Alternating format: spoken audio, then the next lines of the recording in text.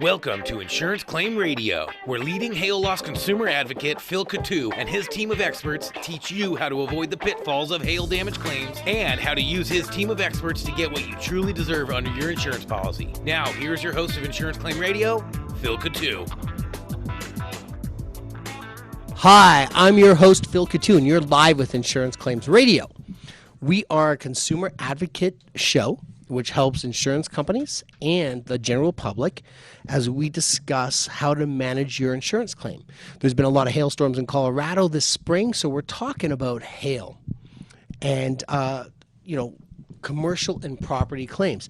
The show is designed to help you, the consumer, navigate your policy, navigate your claims process, and give you options and information to best settle your claim. Our last show, we're about halfway through talking about unfair claims practices. These are practices outlined that an adjuster should not breach or they should follow prompt investigations. We're about halfway through, so we're going to pick it up where we left off about things that an insurance company and adjuster should be doing or not doing on your claim. So our goal is to educate you to look out for these things. And when you do see something egregious that happens or troubles you, you should document it. And you can document it talking to your adjuster and asking them why, and always give an adjuster a chance. And this is my belief, being an adjuster, spanning many decades, is you should always give an adjuster, if you think you did something wrong, the chance to correct it. And if he corrects it, then you should just move on. So let's start off. My next thing is making known to the insurance or claimant's policy of appealing from arbitration awards in favor of insureds or claimants for the purposes of compelling them to accept settlements or compromises less than the amount awarded. Keith, I understand that, but do you want to explain that for the consumer? Absolutely. And I think if I put it this way, you'll all understand. This way is, you know what? The person who has the deep pockets, all the money, can hold that money until you're desperate and you say, okay, I'll take less, just give me something. And that's unfair claims practices if that happens. Keith, and when you're doing trials representing the consumer, being a policy advocate, do you sometimes bring these claims practices up? Absolutely.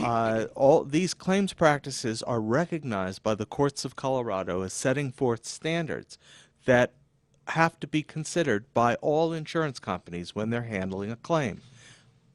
So in this case, I would go through all of them, but the main ones are that an insurance company should see what there is to be seen, that they shouldn't compel someone into a lawsuit just because they can, and they should communicate clearly and effectively with the policyholder as part of a whole idea that you're there to provide financial security. You're there to provide the backup for when things go badly. And that's why bad faith is such a big deal for consumers and insurers. And so let me state, guys, because we started the show off live, we've got Mike Neely with Pro Roof Solutions. He works the entire Front Range. He handles residential and commercial jobs. I'm your host, Phil Coutu. I'm the owner of RooftopRoofing.com, Power Adjusters, Power Appraisers. We handle large loss claims that are troubled nationally. And we've got Keith Frankel with an F, Frankel Law Firm. And he's live here. He handles all of Colorado, and he specializes in hail and litigating against insurance companies when somebody thinks they have a mismanaged or unfair claim. And Keith, I want to ask you, do you actually see the insurance company delaying benefits kind of to bring the consumer to their knees because they're holding the money? Have you seen that?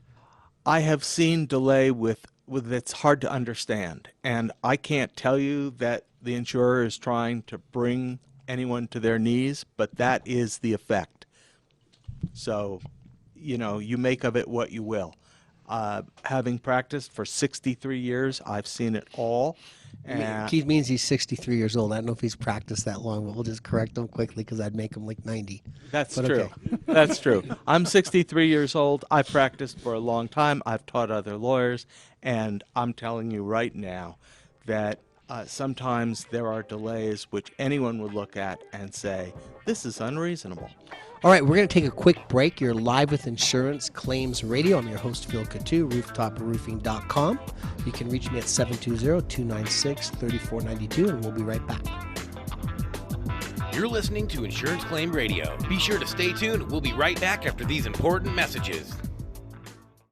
Do you have a commercial property hail claim, troubled claim, underpaid claim, missed damages, bad faith, possible legal action? Rooftop Restoration is a leading hail loss consumer advocate for poorly handled insurance claims. We specialize in hail damage, large commercial claims, and provide the total claims package risk-free. We pay and cover all expert costs. Engineers, attorneys, roof inspectors, adjusters, we get you what you deserve under your insurance policy. Finance large deductibles, finance all the experts, exceptional experience and a stellar reputation with zero out-of-pocket costs. Risk-free. Rooftop Restoration, 303-997-4247, 303-997-4247. Check us out at rooftop-restoration.com. Welcome back to Insurance Claim Radio. Now, here's Phil Coutu and his team. Hi, we're back and we're live with Insurance Claims Radio. We're speaking about unfair claims practices. I've got Mike Neely from Pro Roof Solutions, and I've got Keith Franco from the Franco Law Firm. And Keith was just discussing if he's seen insurance companies use the leverage of holding the money. And he did say he has seen it, at 63 years of age and practicing law 30 plus years. I'm sure Keith has seen all sides of the coin. I have also as a former insurance adjuster. And I want to just share an experience that both Phil Coutu and my firm had, where we had an insurance company go to arbitration or appraisal. They owed the money and they refused to pay it for, I think it was about 4 months. And in that time, they said, "You sure you don't want to make a full settlement?" We said, no full settlement. We want the money you owe under the policy. We're still asking for penalties because you've held up this claim for years. And the insurance company said, well, then you'll have to wait some more. Well, eventually, the Court of Appeals in that case said that that is unreasonable as a matter of law and ordered summary judgment in favor of my client. And so keep in mind, it does happen. It doesn't happen every time, but whenever it happens, it's too often. Hey, Keith, what's the difference between like a bad faith and what you're talking about right there? Bad faith is something we all heard before. Bad faith was around forever, and it means an insurance company has acted unreasonably, and you have to prove your damages caused by the delay. That can be a real problem, because proving damages sometimes requires a CPA or other big money experts. So Colorado recognized this and said, we're going to invent a new remedy for policyholders. It is statutory bad faith. Statutory bad faith is unreasonable delay. If an insurance company unreasonably delays or denies your claim, and you can prove it, you get 2 times the amount of the claim plus attorney's fees. That's a big deal, ladies and gentlemen, and it helps even the playing field. And let's take that into, I'm going to let Keith, as the attorney on the panel, discuss it, but Rooftop Roofing, I can't remember if it was under my rooftoproofing.com company or Rooftop Restoration, one's our GC company. We, I think it was Rooftop Restoration, but we took a claim called Chastain to bat, and it went all the way to the Supreme Court. We were the assignment of benefits holder. We will talk our next show about assignment of benefits because it's a great contract, but it's a dangerous contract because you're giving a lot of rights up to your contractor. So you best know if you're using assignment of benefits, you better have a very financially secure contractor, a very honest contractor, and a contractor that has a lot of litigation and public adjusting experience, because there's a lot of roadblocks, and a regular contractor cannot manage these, even though they're using them. And we have to say before we sign off what that is. If you assign your benefits to a contractor, you are basically saying, here, take my claim, and in return, do the work, and assume all the risk for me. Right. So the contractor is paying all the expert fees, he's paying the attorney, he's managing the claim, and you gave him all your rights. So it can be a great contract on a troubled claim so you can get things moving along, but make sure you use a reputable contractor. Obviously, here at Rooftop, we specialize in those type of contracts. So let's get back to, we went to the Supreme Court. It basically took over 6 years to wrap this question up. I mean, for the claim start to finish, I think it was about 3.5 years in the court system. And it was because the insurance company was arguing that the unreasonable delay was 1 year statute. And they were arguing, Keith, correct me if I'm wrong, that it was a penalty. Yes, Right. they argued it was a penalty, which is important because that would have made it 1 year. Right. And so we argued that it wasn't. And anyways, we were successful at the Supreme Court after a lengthy battle, and we got it set at 2 years, which really helps you, the consumer. And how that's great is that unreasonable delay is if your insurance company is being unreasonable. If there's just 1 year from the date of loss or from the breach, a lot of times you're still working on the claim. It goes past that, and the policyholder has no idea, and you're a stop because the statute of limitation has run out. However, we got that argued to 2 years. It gives you double the time. And it's really important because if an insurance company, your claim's $50,000 and you're fighting for $100,000, let's say you get $90,000, there's serious damages there, and it gives you a little bit more leverage to help get a fair settlement from the insurance company. If they were to take that away, which I always hear chatter in Colorado, it's not fair to the insurance company, but it is fair in my opinion, because if an insurance company pays what's fair and just, or what somebody's going to get an appraisal, there is no damages if they paid what's fair. So that's a penalty. I wouldn't say it's a penalty, it's a damage, because we stated that in the lawsuit. It's a damage to give you as a consumer leverage and hold them accountable, kind of like penance, if you believe in Christianity. We won't get into that on air, but it is a penance. And I think it's sometimes important, just like when you raise your children, I think it's important to hold people accountable when they do something that's unfair or unjust. It's no different than when you get a penalty in a football game and you have to go back 10 yards because you did something wrong. Yeah, and those penalties can add up. And Keith's been a successful attorney in the state of Colorado arguing those cases, and I've been involved in claims as the contractor when he's been on many cases, and it's been a pretty good experience. We've had some fantastic outcomes, whether it's been going to trial or mediation. Often with Keith, we've most often settled in mediation, Keith. Right. We've been to trial, but we've also been in mediation. Many times I see that the insurer will come and say, look, here's enough money to do the job and pay your lawyer. Do you really want to spend more time fighting us and going through trial? Many times you pick your battles and you settle at that point. And then the insurance company asks for confidentiality. And unfortunately, most clients say, all right, I'll agree to confidentiality. Recently, I understand, Phil, that you stood up to a company who said that. Yeah, so on our Chastain case, and people will be able to look it up on our website, rooftoproofing.com or insuranceclaimsradio.com, or you can simply search unreasonable delay, Colorado. There's a bunch of articles written on it, and we're going to be posting information where I said, you know what, no way, I'll go to trial. I had the assignment of benefit, and we've been down this road. We had a fantastic claim.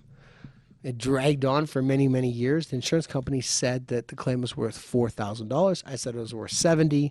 We incurred attorney's costs. We at Rooftop indemnified our client from all those costs and all the risk. Anyways, we did spend a lot on attorney's fees, but we were able to settle the claim that they said was $4,000. We settled it for $200,000 with damages, and I refused to do a confidentiality agreement because what happens is, you know, I'm out there working hard, and I've been doing this for decades, and we keep getting all these confidentiality agreements, and that's part of our marketing package.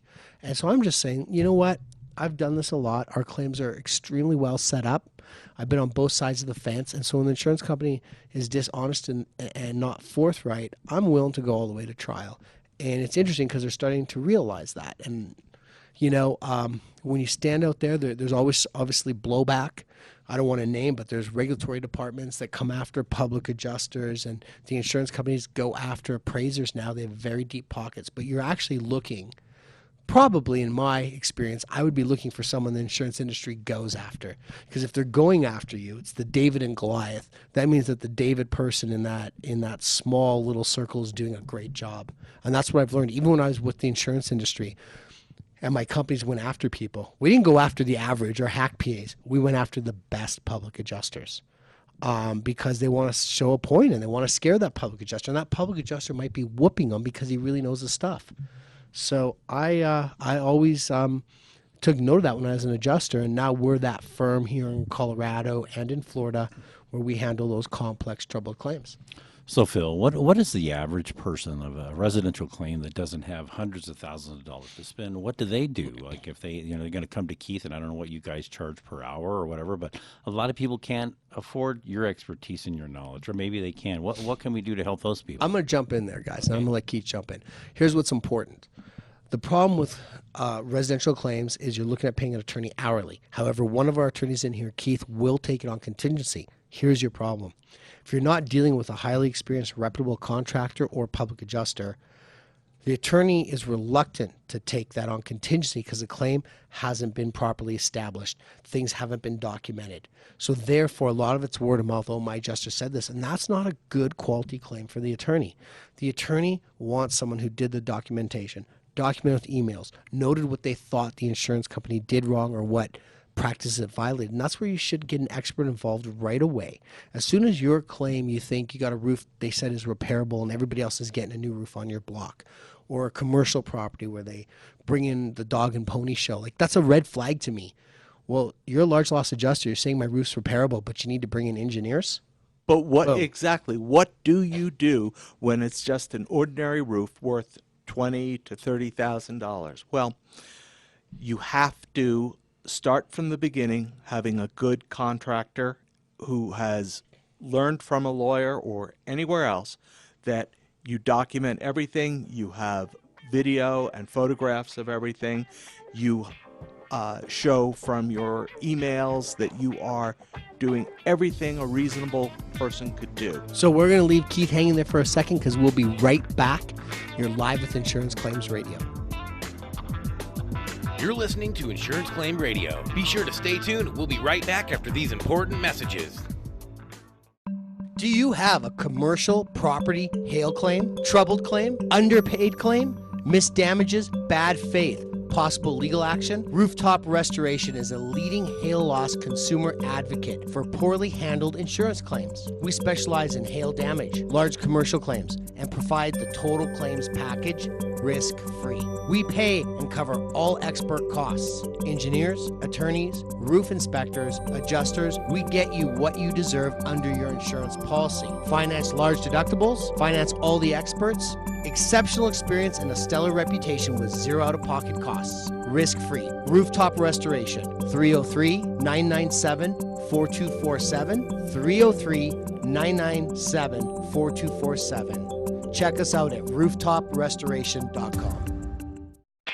Welcome back to Insurance Claim Radio. Now, here's Phil Coutu and his team. Hi, we're back with Insurance Claims Radio, your consumer advocate, and we've got Keith Frankel summing up what you do when you're a residential client and the insurance company's not paying you what's fair. All right. So here are some of the residential client type cases I've taken. When you're on a street and all your neighbors with the same roof that was built at the same time with the same material have their roofs replaced, but your insurance company claims it's a miracle and your roof was spared. Now, first red flag, okay? I'm jumping on Keith. First red flag, when an insurance adjuster says, well, you say, well, all my neighbors are getting new roofs. They're like, oh, well, every roof's different. Let me ask you something. If you're 40 feet away from that house or 200 feet away from the house, you get the same size hail, and your house was built within a few months of the other house or even a year, and your shingles are 10 or 9.5 years old, guess what? Who do you think's being honest? That shingle's getting damaged at the same rate. You've got the loss of value. Okay, Keith, jump in. Thank you. So that's step one. Step two is you've got to preserve the evidence. You've got to have video, photos, and then sometimes you need experts, sometimes you don't. And now we get back to that assignment of benefits. One case that I took many years ago with Phil Coutu, where Phil stood up as a hero for the homeowner. And I like it when Keith gives me all these compliments. We'll have you on more often, Keith. okay, that'll be another $1. At any rate, this homeowner had his roof repaired quickly, the way it wouldn't have been repaired if the contractor, Phil Coutu's company, was not there. And then we fought about it in court for, I think, between 3 and 4 years in Adams County. And we finally got a jury verdict and an award of attorney's fees and double damages. But boy, that was a lot of work. So what you want to do is have an experienced contractor who will set it up so it's not a lot of work for you, and so that you can get the repairs done. And I know that, Mike Neely, you can do that, and I, Keith Frankel, can direct you to contractors you can speak with who might be able to work with you. Absolutely. You know, we rely on expert witnesses and on our attorneys. I mean, a lot of times we have to go there, and you have to guide us and direct us and show us the right way, and we absolutely listen and definitely take that recommendation and do it. And let's talk about that, because the policyholder, or you, the consumer, you don't want to engage someone like myself or Mike or Keith unless you really have the longevity and the stamina to let us do our job and stand in there. Because it's a tremendous amount of work to stand up to the insurance industry if they've unfairly or legitimately wronged you and you feel that way. And if we agree with you, we will go stand up to them. But this takes time. And one of the things I tell my clients, like, well, what's going on? It's been 30 days. I've got cases that have gone 3.5 years. I've got one case that took 6.5 years. Most cases are taking a year, year and a half.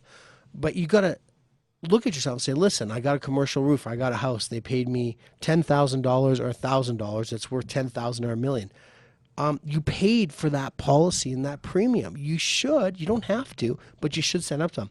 If we take on a case, the only way I take on those cases is with an assignment of benefits, because then that puts me in control of your claim. But you have to trust your contractor. And the reason I do that is there's cases where there's one where I outlaid $120,000 of our own company money to prove the claim. And we just successfully won that. And that took 2.5 years. It was a big condo downtown. I'd love to name it, but they got a confidentiality agreement settlement. But we got that up, I believe, just north of $1.6 million. We were stuck with an insured, and actually high-end insurance company battled us. We're stuck at $269,000 for like a year and a half. And we got it up to that, and then we used other things that we implemented. We still got $1.6 million. But we had to hang in there. And our condo board was like mad at us. Why aren't we getting our new roof? And I was like, simply put, you're paid $8,000 on your roof. You're under contract with me under AOB. They actually tried to break our AOB, okay, because there was attorneys, not Keith, other attorneys, I'd love to say their names, giving them bad advice, saying this claim's top's worth $400,000 or $600,000. It went to, that's what they were telling me, and I was like, you're wrong. I'm the consummate professional. This is $1 million plus roof. We sold at $1.6 million. All those attorneys had to eat crow. So it's so important, just like a public adjuster, to have a good attorney. And I handled that on my own all the way to mediation. I did have a lawyer show up just to have him there, but we did all the negotiating, and we stated to the insurance company why our estimate was $1.9 million. We walked with $1.6. And let me tell you something. The condo board that was trying to break my contract and had attorneys saying that we didn't have a legitimate number, had to eat crow, and we got that. And they really had to eat crow with their board, because the board lost confidence in us. But I'll tell you what now, the president of that condo association loves us, and he said, Phil, I fell off my chair. We owe you so much. We were going to have to assess our condo unit owners $33,000 each. It's going to be a very small assessment for the deductible. Now, I can't remember how much. It was under $1,000. And they were just like, we can't believe it. We had attorneys telling us this is $400,000 to $600,000. They're at $269,000. You walk out with $1.6 million. And I said, yes, sir, thank you. And so they're forever a great reference. We can never name the insurance company because that's our confidentiality agreement to get it settled. But the client can give us a reference and tell you it's north of 1.6. They just can't name the insurance company. Okay, it is true, and experience is a great teacher. When you have time, I do want to talk about one other thing that's going on with insurers doing a sort of a bait and switch situation where they come up with one value of your property for purposes of your deductible when you buy the property, but afterwards after your claim, they raise the value of your property, it raises your deductible and lowers your payment. And guess what? That's going to be in our next show coming up next week. We've got about 2.5 minutes, gentlemen, to wrap it up. We're live with Keith Frankel, the Frankel Law Firm, and Mike Neely, Pro Roof Solutions, and I'm your host, Phil Coutu, Rooftop Roofing. We're just going to talk for a couple more minutes here. I'm going to jump in, and let's tell the people what you should do even before you hire your professional. I've said this on other shows, but I think it's so important to document. And when I mean document, as soon as that storm happens, if there's any chance you can videotape that hail coming in or those winds coming in or even your fire, it's unbelievable how the evidence of that is fantastic. Because a lot of times the insurance companies disagreeing on hail size, and there's all kinds of lab tests. Shingles don't get damaged. They might try to say it's old damage. Very important. If you can get live video of the peril happening, that's great. If you don't get that, definitely get pictures right after the hailstorm. If you can get a piece of hail, the biggest one, put it in your fridge, freeze it. They could argue it expanded slightly, but it's great evidence. I just won a claim because I was dealing with a prominent consulting company who works for the insurance company, arguing it's 1-inch hail. I was saying it's 2-inch hail.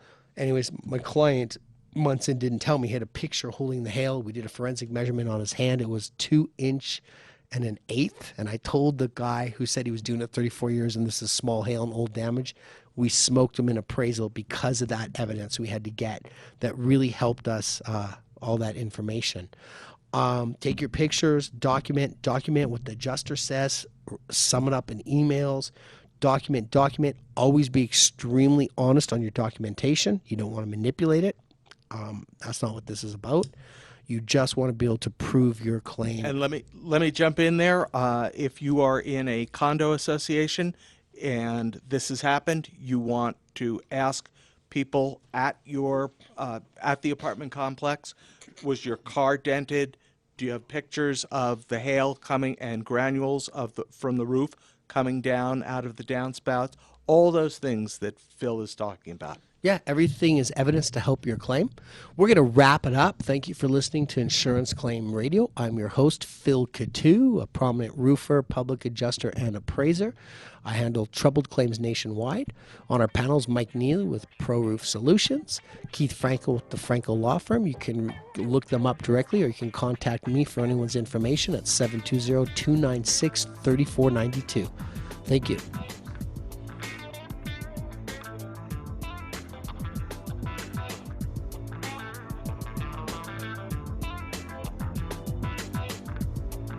Thank you for listening to Insurance Claim Radio. For more information on how to maximize your hail damage insurance claim or to contact Phil and his team, call 303-997-4247. And be sure to tune in next week for more Insurance Claim Radio.